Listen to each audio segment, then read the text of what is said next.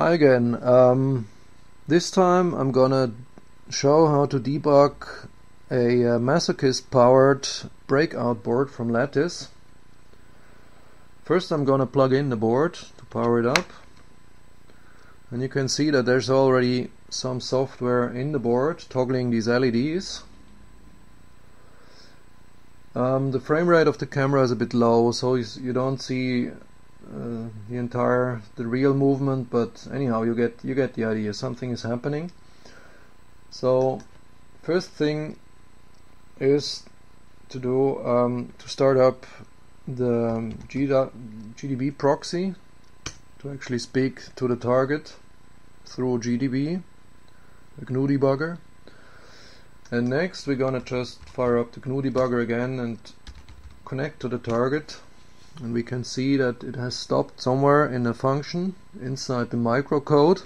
That is a special area on the ZPU small architecture where some opcodes are emulated. And if you run the small architecture, your program will spend quite a lot of time in there. So when you connect to the target using the debugger, it's likely that you get stuck in there.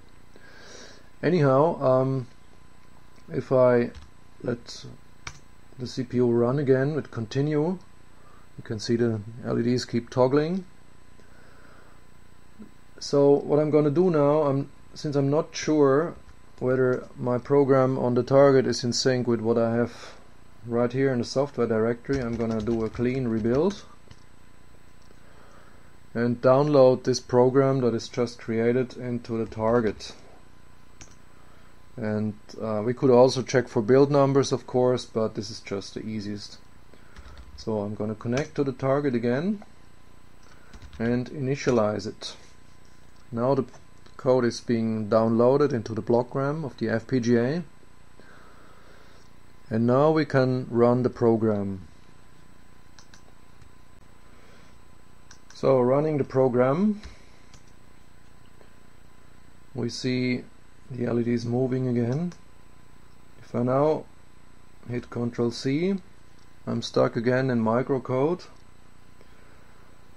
To exit the microcode section, I'm just going to do a single step next.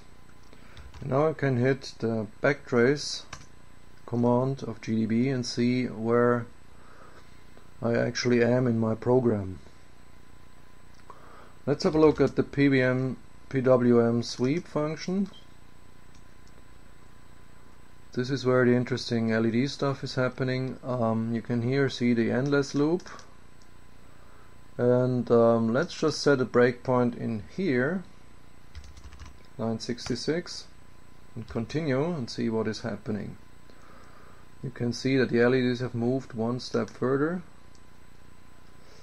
or the lights. I'm gonna continue again here, see what is happening. So you can see it is moving, keeps moving one position.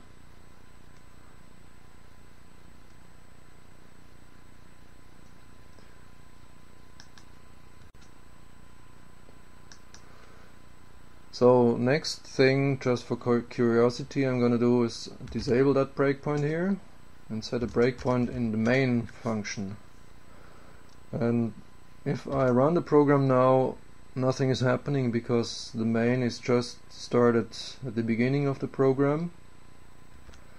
So what I'm going to do now is reset the entire system and hope to hit the breakpoint in main. And here we go. Now I could single step through the program and do stuff.